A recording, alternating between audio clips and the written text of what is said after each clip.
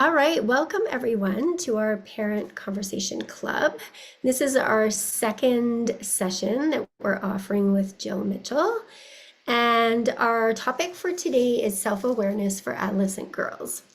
And before we dive in, I just wanted to share a little bit about the GLOW program. So the GLOW program stands for Girls Leading Others Wisely. And it's an 8-week leadership, self-esteem, confidence building program for girls ages 9 to 14. And I will make sure to pop my email in the email that goes out with this recording and some of the resources. And please feel free to reach out to me if you're interested in learning more about it. And I'm also going to include in the email a link to a Padlet. So feel free at any time, if you're viewing this recording on your own time, to add any questions. It's completely anonymous, and we're really looking for suggestions of future sessions that you would like to see us offer. So on that note, I'm going to just take a moment to introduce Jill. So Jill Mitchell has been a teacher for 18 years and most recently a health and wellness coach for her school division. Currently on a professional improvement leave, Jill is working on her master's in supporting children's mental health and working on a project entitled Thrive with Calgary Connect Charter School and Calgary Arts Academy. Jill is also happily married with 2 beautiful girls ages 12 and 15 who are her biggest inspiration in this work. All right, so on that note, I'm going to turn things over to Jill. Thanks, Jill. Awesome. Thank you. Well, welcome. Again, our second parent conversation club. So this is a topic that is really near and dear to my heart. And I feel like it's really important for us to chat about when we're dealing with all children. But of course, our focus is adolescent girls. So just in your head right now, just have a quick look at this. Think about how you feel about helping your teen or your preteen girl with moving through some big emotions, because we know that that is associated with teenage girls. Okay, so Kim kind of chatted about this already, but like she had said, I've been a teacher for a very long time and focused mostly in the elementary years. And I feel like I was really good with that age group. And then my kids kind of grew up, and I felt like I needed to learn ways to support them in their preteen and teen years. So I have a picture there of my 2 girls, Maya and Addie, when they were just little. And I did a lot of reading and research about parenting when they were little. And then, like I said, they move into this teenage years, and it was like a whole new ball game. So, yeah, now they're 12 and 15. So in that really fun adolescent age. And so I'm just learning ways as a parent that I can support my kids. And I love just sharing this information with others too. So that's really my biggest inspiration in this work is those 2 kiddos. All right. So self-awareness is a piece of social emotional learning. So you may have heard this kind of buzzword maybe from your kid's school. But it's really important. So I want us just to maybe understand what that is before we dive into just self-awareness. So social emotional learning is the process through which I'm just going to move my thing. All young people and adults acquire and apply the knowledge, skills, and attitudes to develop healthy identities, manage emotions, achieve personal and collective goals, feel and show empathy for others, establish and maintain supportive relationships, and make responsible and caring decisions, which is what we want, of course, for our kiddos. So there's 5 components with social emotional learning. So self-awareness, which we're going to talk about tonight, self-management, responsible decision making, relationship skills, and social awareness. And we can support our kids in all of these realms, but I really feel like self-awareness is the building block for all of those. So self-awareness in a nutshell is the ability to tune into your own feelings, thoughts, and actions. So when people are self aware, they understand their strengths and challenges, and then they know what helps them to thrive. So they also understand that how they see themselves may be different from how others see them. So, a big piece of self awareness is understanding our emotions, and that'll be the biggest focus for our time together tonight. So, I love this quote: when we can talk about our feelings, they become less overwhelming, less upsetting, and less scary. So, if we can open that dialogue with our girls and allow them to talk about how they're feeling, it helps to just make them a little bit more manageable for them. So, number one, I know when I was growing up, and it took me a really long time into adulthood actually to realize this, but I think there's a lot of pressure on adolescent girls to be perfect, and they always have to have this image of being happy and kind and all of that stuff, which is great, but it's also not realistic. So, I think the biggest thing for our kids is to realize that all of their feelings are okay. All of their feelings are normal and they're experienced by everybody. So I think that in itself, if they can learn that at a young age, that's going to really help them. So, like I said, feelings are not defined as good or bad because that's a judgment. And we don't want to judge our emotions. We want to be able to experience and then move through them. So I love this analogy. Those feelings that maybe we have thought of us growing up, because we didn't really talk about this, that we thought it was bad, feelings like sad or worried or frustrated, they're actually just uncomfortable emotions. So they might feel uncomfortable in our bodies, and that's why we associate them with being bad. But they're not. That's a judgment. So they can feel uncomfortable. And then we have the continuum all the way to the other side, which is comfortable emotions like that cute little cat. This was just a little poster that I made, but again, I think this message is so important for our kids to hear. So all feelings are okay. Often the behaviors that go along with those feelings aren't okay. So helping them to deal with that feeling so that the behavior can be appropriate. All right. This was something, again, I learned as an adult, and I wish I had learned this when I was younger. So I have an incredibly large worry brain, and I always have, but I didn't understand what that was. So helping our girls, all of our kids, to understand what's happening in their body and connect the physical sensations with their emotions. So I often, when I was younger, would get a lot of headaches. My older daughter, who also struggles with a worry brain, gets a lot of stomach aches. So our body is constantly talking to us. So when I'm working with little kids, I usually like to read stories about this. Maybe not as appropriate for the preteen and teenagers, but if we can connect their physical emotions or their physical sensations with their emotions, it helps them to understand what it is that they're feeling. So here's some ways for our preteen and teen girls, ways that they can do this. So if you notice that your child is maybe complaining about headaches or tummy aches or having yucky feelings in their tummy, it could be that they're dealing with some pretty strong emotions and they don't understand what that is. So here's just a couple of ideas of how you can support them with that. So the first thing that I think we need to teach our kids to do is just pause. So if they're experiencing that stomach ache or that headache or that shaky feeling, is just to pause and notice that uncomfortable emotion and then give yourself a little bit of space, help them to give themselves some space just to like take a couple breaths, tune into what's happening in their body.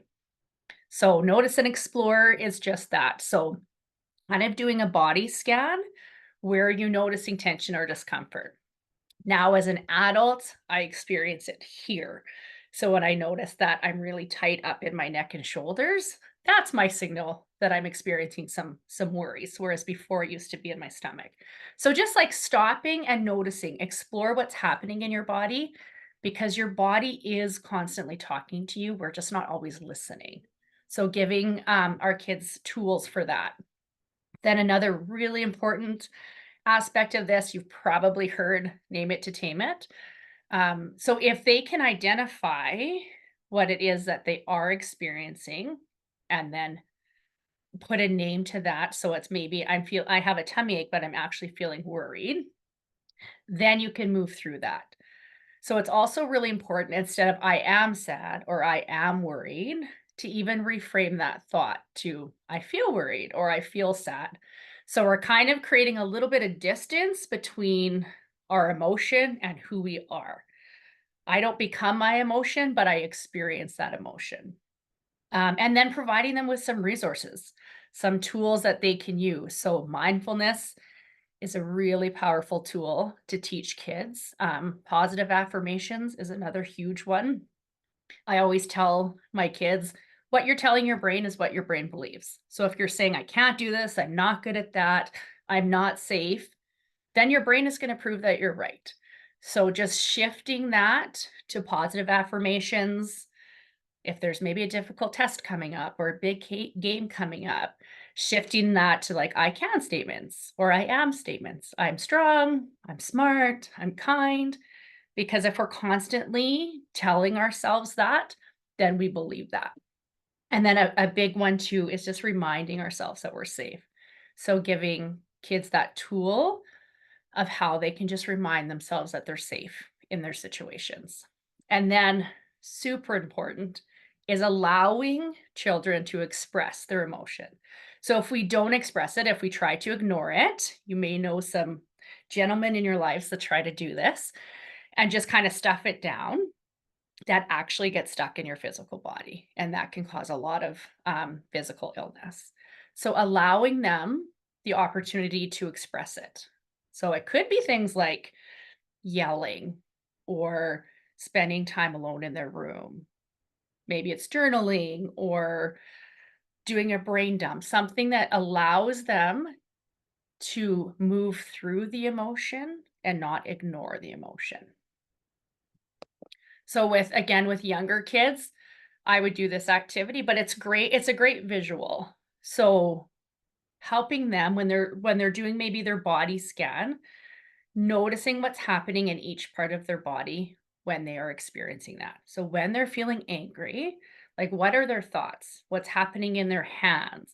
What happens with their face? So just identifying how their body is speaking to them about those so that when they experience that again, maybe when they're starting to get hot in the face again and their fists are clenched, they know that they're experiencing anger and then giving them tools to move through that. So here's a tool. Like I said, mindfulness is a really, really powerful tool to teach kids. It's not meditation. They don't have to sit in complete silence for a half an hour to get benefit from this. Really, what mindfulness is just like pausing and taking some breaths, just bringing our attention to the present moment. Because if we do that, if we just do that even for ourselves right now, we may notice that there's things happening in our body that are expressing how we feel. So we're just going to spend, I think it's about 30 seconds, with this calm breathe bubble. And I just want you to tune in to what's happening in your body so that when you experience it, it's something that you can also share with your kids.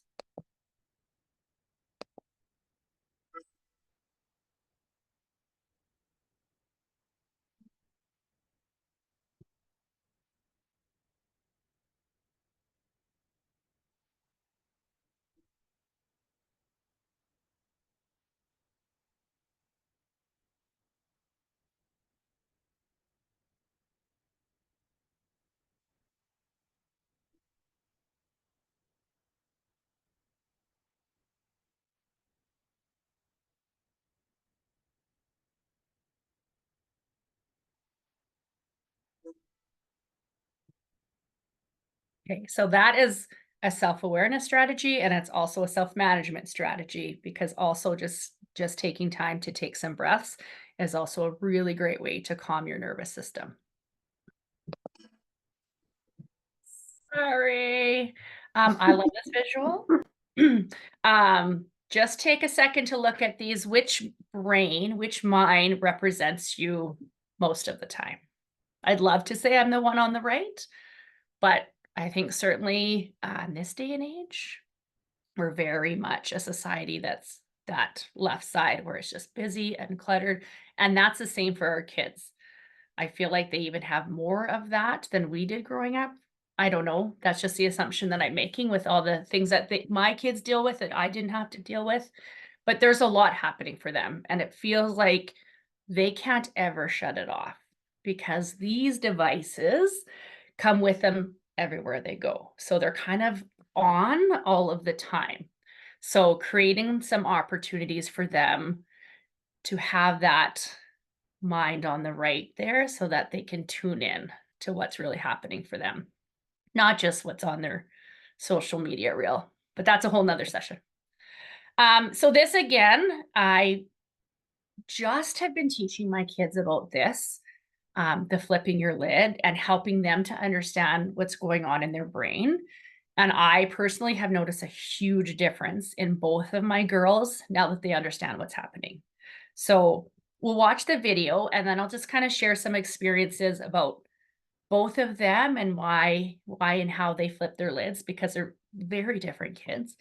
But then just helping them to understand what's going on. So we'll watch Dr. Dan Siegel and then I'll chat a little bit more. One of the most rewarding experiences for me has been to study brain science and apply it to the experience of parenting. And the hand model of the brain that I use to teach parents is very useful to understand that. So if you take your thumb and put it in the middle of your palm, put your fingers over the top, this is a very useful model of the brain. And when we can actually see in front of us what's going on in the brain, then we can change what the brain does. So let me walk you through very basically what happens in this brain and the structures in it. And it goes like this. The spinal cord comes up, representing the wrist, and then you have coming up into the skull, the brain stem and the limbic area, which work together to help regulate arousal and your emotions and the way you have a fight, flight, freeze response. These are below the cortex, the limbic and brainstem areas, and the cortex is this higher part of the brain that allows us to perceive the outside world, to think and reason. And this frontmost part of the brain, right behind your forehead, so the person's oriented like this, is actually the part that regulates the subcortical, limbic, and brainstem areas. This regulation is very important because sometimes we can have all sorts of things happen in our life. We're tired, we're exhausted, someone pushes a particular emotional button, and we can flip our lids. So rather than being tuned in and connected and balanced and flexible, we can lose all of that flexibility, even lose moral reasoning, and act in ways that are terrifying to others, including our children. Now, you can actually bring yourself back online and come back to the high road and make a repair with your child.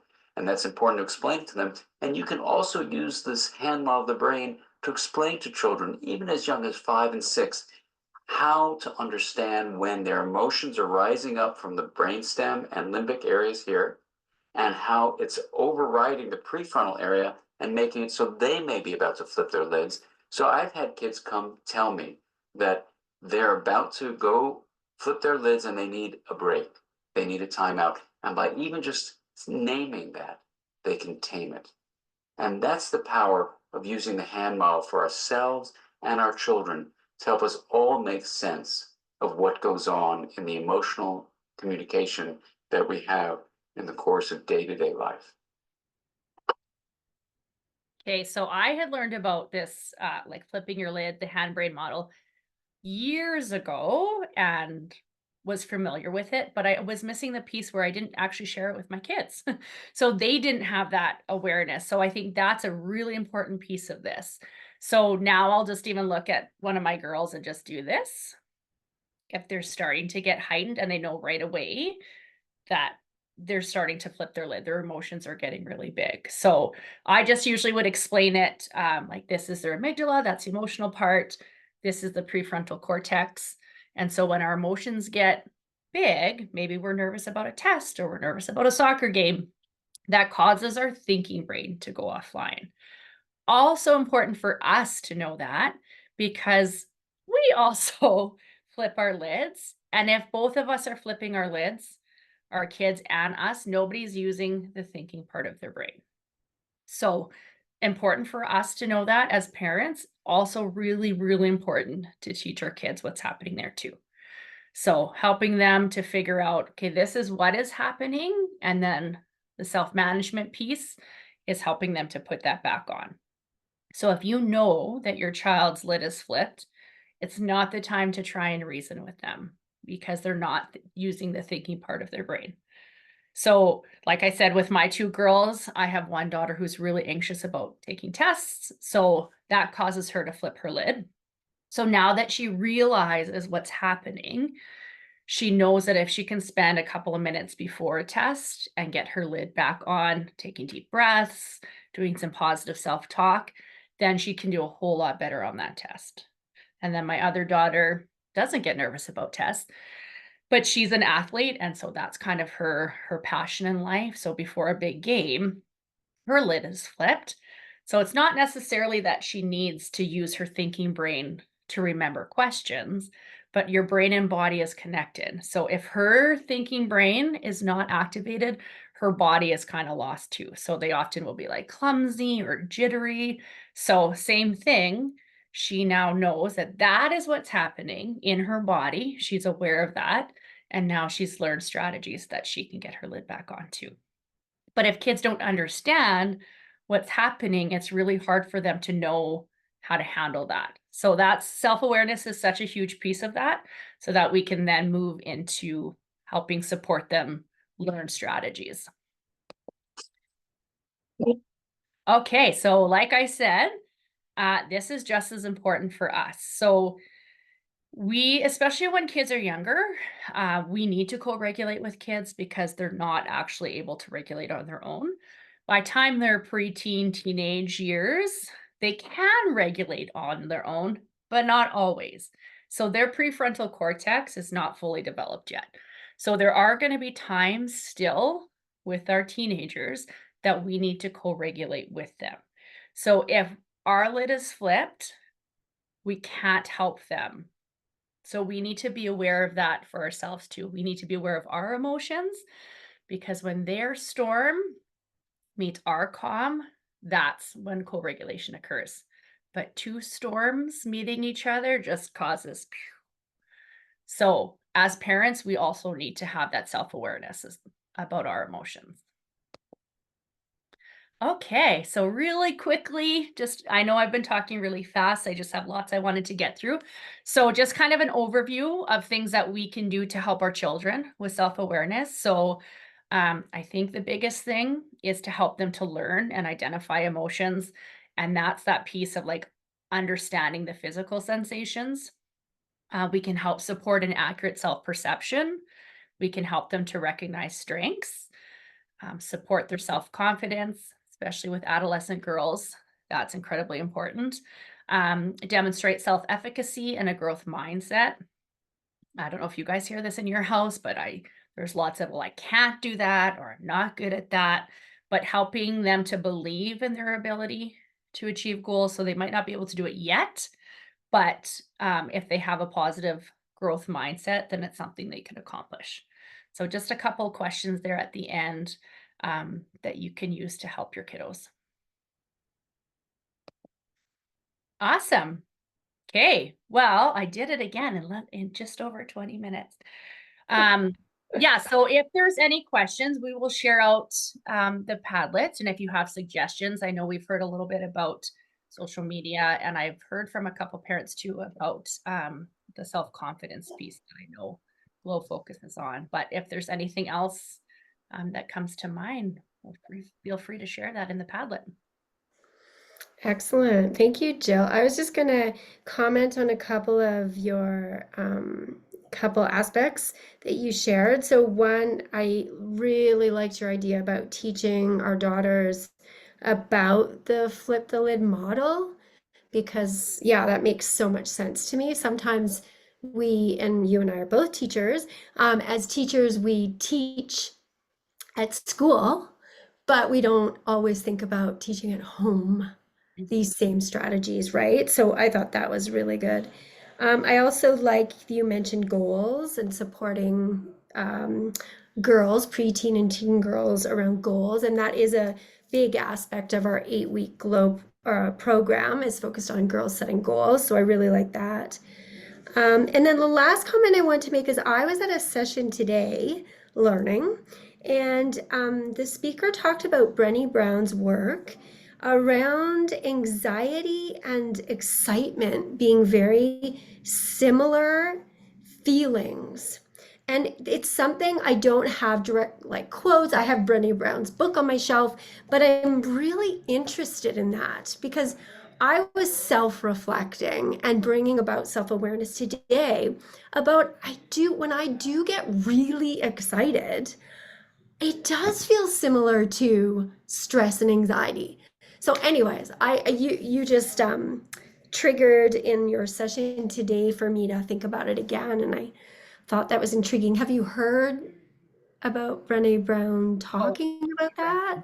I love Brené Brown. I Um, haven't talked specifically about that, okay. but when I've done that work with kids, with junior high kids, we were Yes. chatting about that, how we were talking about the uncomfortable emotions and the physical sensations associated with those.